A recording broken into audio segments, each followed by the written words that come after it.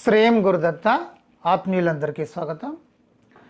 మనకు సృష్టిలో ఉండేటువంటి శక్తిని తీసుకునేటువంటి ఒక విధానం ఉంటుంది.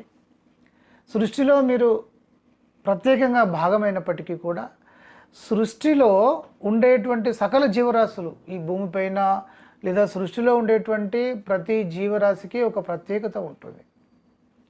ఆ ప్రత్యేకత ప్రకృతిచే ఇవ్వబడింది. సైన్స్ ప్రకారం అయితే నేచర్ ఇచ్చింది అంటారు.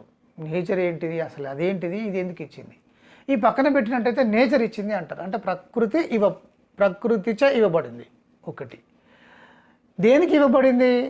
ఆయా జీవులకు ఇవ్వబడింది. చిరుతకు అత్యంత వేగాన్ని ఇవ్వబడింది. గద్దకు ఇక అది ఏ జంతువునైనా వేటాడేటువంటి శక్తి ఉంటుంది. అలాగే చిన్న గుండు సూది కూడా అది కనిపెట్టగలుగుతుంది. అంత పవర్ ఉంటుంది దానికి, వాటి కళ్ళకు. అలాగే మీరు రకరకాల జీవులను చూడండి. సింహానికి ఒక అత్యంత ఇది అడవికి రాజు, అంత శక్తివంతమైనటువంటి బలం ఇవ్వబడింది. అంతకంటే ఎక్కువగా మనకి ఏనుక్కుంటుంది. అయినప్పటికీ సామూహికంగా కలిసి ఏనుగును వేటాడడం అనేటువంటి జరుగుతూ ఉంటుంది. వేటికి ఇవ్వాల్సినటువంటి సామూహిక బలము ఇండివిజువల్గా సరే ఆ ప్రకృతి ఆయా జీవులకు ఇవ్వబడింది. అలాగే మీకు కూడా ఇవ్వబడింది. ఇందులో మీరు కూడా వేరు కాదు. అంటే జీవులకు ఉండేటువంటి శక్తి వేరు, మీకు ఉండేటువంటి శక్తి వేరు. మీరు స్వతసిద్ధంగా ఆ శక్తిని బయటికి తీసుకొని ముందుకు వెళ్ళాలి. అంతే. ఫస్ట్ ఇదే కర్మ సిద్ధాంతం. కర్మ సిద్ధాంతాన్ని రకరకాలుగా చెప్పేసేసి అసలు కర్మ సిద్ధాంతం అంటే ఏంటో అనేటువంటి విధంగా తయారు చేశారు. జరిగింది చేసుకునేది అనుభవించండి అనేదాన్ని తీసుకొచ్చి ఇడిచిపెట్టారు. కానీ అది చేసుకున్నది ఇప్పుడు అనుభవిస్తున్నాం. అది చేసింది ఎవరు? మీరే కదా. అంటే ఇప్పుడు కూడా చేసేది ఎవరు? మీరు మార్చుకోవడానికి ప్రయత్నం చేసినట్టయితే మీరు ఒక అద్భుతమైనటువంటి విధానాన్ని అనుసరించి ముందుకు వెళ్ళొచ్చు కదా. అంటే మీరు ఎంత ఎఫర్ట్ పెట్టి ముందుకు వెళ్తే అంత గొప్ప కర్మను మీరు పొందుతారు, పనిని మీరు పొందుతారు, దాని యొక్క రిజల్ట్ని మీరు పొందుతారు. అంటే రకరకాలుగా చెప్పడం జరిగింది. అది పక్కన పెట్టినట్టయితే ఇక్కడ మీకున్న ఈ శక్తిని మీరు ఉపయోగించుకోవాలి. ఒకటి. రెండవది, సృష్టిలో ఒక శక్తి ఉంది. ప్రకృతి అంటేనే పంచభూతాలు అంటే అవేవో భూతాలు అనుకోకూడదు. ఆ పంచభూతాలు, ఆ భూతాల పేర్లు చెప్పండి గురుగారు ఒకరు నాకు వాట్సాప్లో వచ్చి అడుగుతున్నారు. అంటే ఉంటుంది. టాప్లో ఉండేటువంటి వాళ్ళు ఉంటారు, ఆ సబ్జెక్ట్ని పట్టుకుంటే అసలు ఏం తెలియని వాళ్ళు కూడా ఉంటారు. పంచభూతాలు అంటే ఏం లేదు నాని, అగ్ని, నీరు, భూమి అంటే ఘన పదార్థము, వాయు పదార్థము, ద్రవ పదార్థము, శూన్యం ఆకాశం అంటే శూన్యము, అగ్ని. ఇవి కలిస్తే పంచభూతాలు అవుతాయి. పంచభూతాలు ఎవరి ఆధీనంలో ఉన్నాయి? సృష్టి యొక్క ఆధీనంలో ఉన్నాయి. తర్వాత సృష్టిలో ఉండేటువంటి శక్తిని మనం తీసుకొని ఉపయోగించుకోవాలి. మనం ఉపయోగించుకోవడమే. దానిచ్చి అది వచ్చేసేసి ఇక పట్టు నేను ఉపయోగపడతానని రాదు. మీరే ఉద్యుక్తులు కావాలి, మీరే అడుగు వేయాలి. ఏదైనా సరే నేర్చుకోవాలన్నా మీరు అడుగు వేయాలి. అలాగే దైవశక్తిని పట్టుకోవాలన్నా కూడా, లేదా ప్రకృతి యొక్క శక్తిని పట్టుకోవాలన్నా కూడా మీరే అడుగు వేయాలి. మీరు అడుగు వేస్తే అది ఇవ్వబడుతుంది, మీరు అడుగు వేయకపోతే ఇవ్వబడదు. అయితే ఇక్కడ చాలామందికి ఉండేటువంటి ఒక ఆలోచన ఏంటంటే, గురుగారు మేము ఒక మంత్రం తీసుకొని చదువుకుంటూ వెళ్ళిపోతున్నాము, ప్రతిరోజు 6 నెలలు అయింది, డబ్బులు వస్తలేవు గురుగారు అంటే ఎలా రావాలి?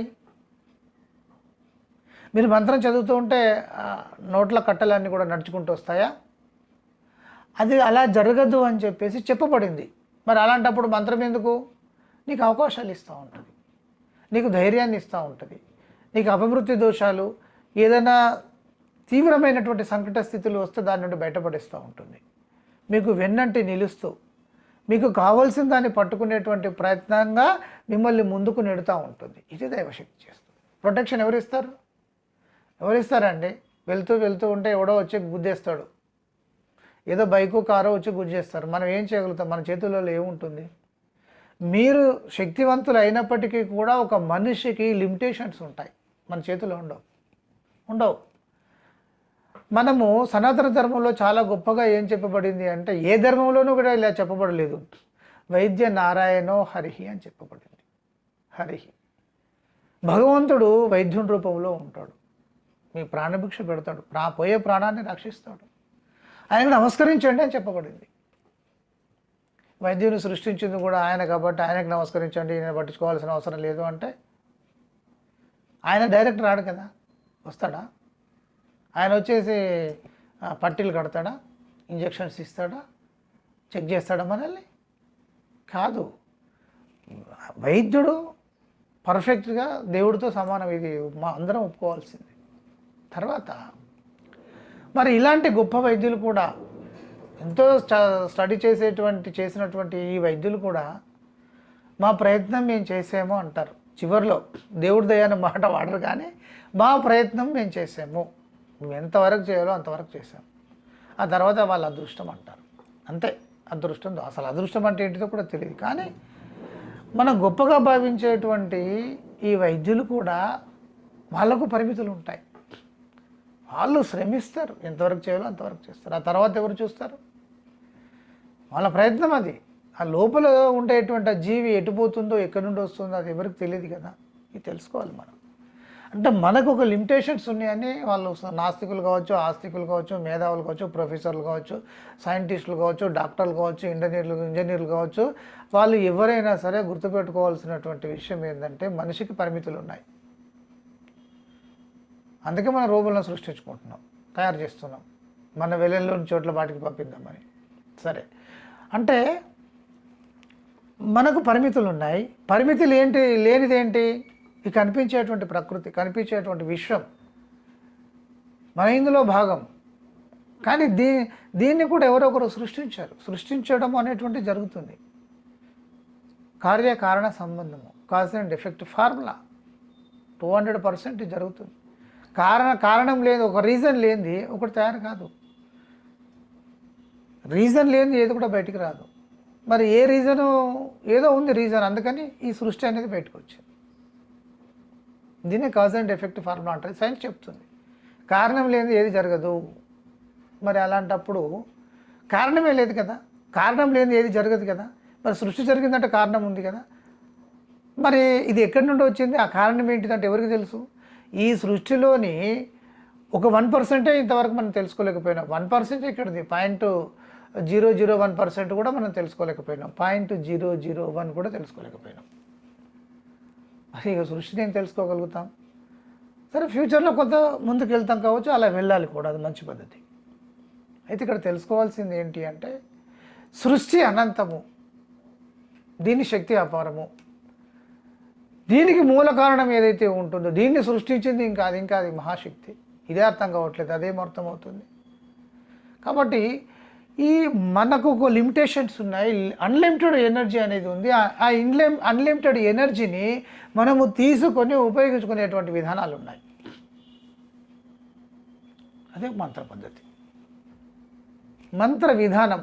అందుకే దాన్ని ఏమంటాం మనము? ధ్వని శక్తి ద్వారా ధ్వనిని, అంటే ఒక వైబ్రేషన్. సృష్టిలో ఏది జరగాలన్నా కూడా ఎనర్జీ ఉండాలి, వైబ్రేషన్.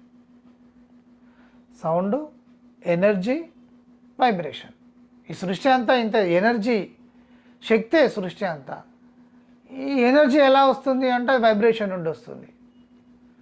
వైబ్రేషన్కి ఏదో రీజన్ ఉంటుంది. ఈ వైబ్రేషన్ వచ్చినప్పుడు ధ్వని వస్తుంది. వైబ్రేషన్ ఈక్వల్ టు ధ్వని అనుకున్నప్పుడు, వైబ్రేషన్ ద్వారా ధ్వని వస్తున్నప్పుడు, జాగ్రత్తగా వినండి, వైబ్రేషన్ ద్వారా ధ్వని వస్తున్నప్పుడు అలాంటి ధ్వనిని చేస్తే వైబ్రేషన్ అవుతుంది. అర్థమైంది కదా? అలాంటి వైబ్రేషన్ ప్రక్రియ ద్వారా ఏ వైబ్రేషన్ మన శరీరంలో కలిగించాలో వాటిని మనం కలిగిస్తూ ఆయా శక్తిని మనం సృష్టిలో నుండి తీసుకుంటున్నాం. ఆ శక్తిని మన జీవితానికి ఉపయోగిస్తున్నాం. ఏది అపమృత్యు దోషాలు కావచ్చు, ఇంకా XYZ ఎలాంటి సమస్యలైనా కూడా మనం వాటిని ఆపేటువంటి విధంగా అవి మనకు కనిపించవు. ఆ కనిపించినటువంటి వాటిని ఆ కనిపించని దైవశక్తితో మనం ఆపగలుగుతాం. దానికి ఒక ప్రక్రియ పద్ధతి అనేటువంటిది ఉంటుంది. అయితే మీరు దైవశక్తిని తీసుకున్నప్పటికీ కూడా ఈ ప్రకృతిలో ఉండేటువంటి ధర్మం ఏంటంటే భగవంతుడైనా సరే భూమి మీదకి వచ్చిందంటే పని చేయాలి. పని చేయకపోతే నీకు ఏది ఇవ్వబడదు. అదే కర్మ సిద్ధాంతం. పని చేయండి మీకు ఏది ఇవ్వబడదు. మీకు డబ్బులు కావాలని చెప్పేసి మీరు మంత్రం చదువుకుంటూ కూర్చుంటే డబ్బులు రావు. కానీ అద్భుతం ఏంటంటే మీరు డబ్బులు సంపాదించేటువంటి దిశగా మీరు ప్రయత్నం చేస్తుంటే పుంకాలుగా కోకులలుగా మీకు అవకాశాలు వచ్చి చేరుతూ ఉంటాయి. దాన్ని ఎవరు ఆపలేరు. మరి మంత్రశక్తి అనేటువంటిది ఏది లేకుండా మీరు పని చేసుకుంటూ వెళ్తే అది మీ శక్తి. మీరు ఎంత శక్తిని మీరు ఉపయోగించుకొని దాన్ని పట్టుకునేటువంటి ఆ డబ్బు సంపాదించేటువంటి విధంగా వెళ్తే అంత రావడం జరుగుతుంది. ఎక్స్ట్రా ఫోర్స్ ఉండదు. ఇది ఎక్స్ట్రా ఫోర్స్ తీసుకుంటున్నాం. ఈ ఫోర్స్కు ఎక్స్ట్రా ఫోర్స్ తీసుకుంటున్నాం. అందువల్ల అవకాశాలు ఇవన్నీ వస్తాయి. ఇది ఎప్పుడు సాధ్యమవుతుంది అంటే మీరు పని చేయడం మొదలు పెడితేనే. ఆరోగ్యం కావాలని చెప్పేసి మీరు మంత్రం చదువుకుంటూ ఉంటే మీ వైబ్రేషన్ చేంజ్ అవుతుంది. దానివల్ల కొంచెం ధైర్యం వస్తుంది. హార్మోన్స్ అన్నీ కూడా కొంచెం బ్యాలెన్స్ అయ్యేటువంటి విధానం ఉంటుంది. ఎందుకంటే వైబ్రేషన్ మీలో కలుగుతుంది కనుక. అలా అని చెప్పేసి మీరు ఒక క్యాన్సర్ పేషెంట్ అనుకోండి, మంత్రం చదువుకుంటూ కూర్చుంటే అమ్మవారు వచ్చి లేదా శివుడు వచ్చేసి మీకు వైద్యం చేయరు. కానీ వైద్యం చేసేటువంటి మీ డిసీజ్కు తగినటువంటి వైద్యుని చూపించడం జరుగుతుంది. మీరు వెళ్ళి చాలా సులభం కదా. లేకపోతే ఆ వైద్యుడు ఎక్కడ దొరుకుతాడు? ఒక సందర్భంలో ఒకరికి 6 నెలల్లో చనిపోతుంది అని ఒక తల్లికి సుమారు ఒక 50 సంవత్సరాల వరకు ఉంటుంది ఒకరు చెప్పడం జరిగింది. క్యాన్సర్ డాక్టర్స్ అంతా డిక్లేర్ చేశారు. సేవాగ్రామ్కి వెళ్తే, మహారాష్ట్రలో సేవాగ్రామ్ ఉంటుంది, అక్కడికి వెళ్తే ఇంకా జస్ట్ ఒక ₹2 టాబ్లెట్స్ ఇచ్చేసి ఇంతకు మించి వాడకండి, దీనికి ఏం లేదు, ఆశ వదులుకోవాల్సిందని చెప్పబడింది. అలాంటి ఆమెను సరే ఏదో తర్జన ఏదో భగవంతుని ఉపాసన, ఆమెకి ఏంటంటే ఆ లోపల లివర్కు ఉండేటువంటి క్యాన్సర్ని తగ్గించేటువంటి వైద్యుడు ఎక్కడ ఛత్తీస్గఢ్ అడవులలో ఒక గిరిజనుడు ఆ పని చేస్తున్నాడు అని తెలిస్తే తీసుకుపోవడం జరిగింది. సుమారు ఇప్పటికి అది సంఘటన జరిగి 12-13 సంవత్సరాలు అవుతుంది, ఇంకెక్కువనే కావచ్చు. ఇప్పటికీ ఆ అమ్మాయి బ్రతికే ఉంది.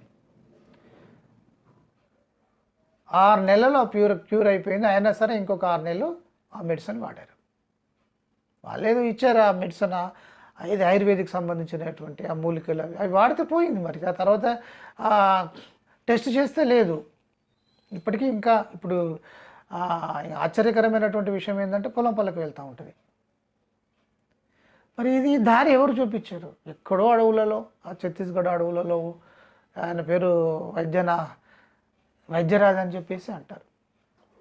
అడ్రస్లు పట్టుకొని నేను కూడా వెళ్ళాను. అంటే ఇట్లాంటివన్నీ జరుగుతుంటాయి, మిరాకిల్ జరుగుతూ ఉంటాయి. ఒక మంచి వ్యక్తిని చూపించడము, నీకు ఏదైతే నీ డిసీజ్కు ఏదైతే తొందరగా తగ్గేటువంటి విధానం ఉంటుందో ఆయా మార్గాన్ని మీకు చూపించడం జరుగుతుంది. అలాగే డబ్బు సంపాదించే విషయంలో కావచ్చు, మీరు ఇతరత్ర ఏది పోయినా కూడా మీకు అది మార్గాన్ని చూపించడం జరుగుతుంది. కనుక ఇక మార్గాన్ని మీరు పట్టుకొని వెళ్ళాల్సిందే. కానీ ఇది గుర్తుపెట్టుకోండి, మీరు ఏదో ఒక కూలీ పని చేస్తుంటే లేకపోతే ఏదో పని చేస్తుంటే మీకు 15,000 వస్తున్నాయి అనుకోండి, అక్కడే మీకు టకా 30,000 దాకా రావు అక్కడ. కానీ అవకాశాలు వస్తాయి. అది కాకపోతే ఇంకో అవకాశం పట్టుకొని మాత్రం మీరు వెళ్ళాల్సింది. ఇది గుర్తుపెట్టుకోండి.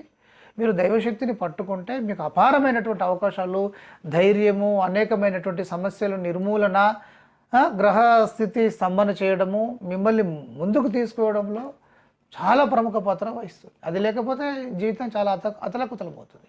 ఒక ఫోర్స్ మనల్ని ప్రొటెక్ట్ చేస్తుంది. ఒక ఫోర్స్ మనల్ని ప్రొటెక్ట్ చేస్తున్నప్పుడు ఇక మనం ఏం చేయాలి? సంపాదించేటువంటి వైపు కానీ మనకు కావాల్సిన దాని వైపు దృష్టి పెట్టినట్టయితే అది ఖచ్చితంగా అవకాశాలు మెండుగా రావడం, సాకారం అవ్వడం జరుగుతుంది. అందరికీ బ్లెస్సింగ్స్.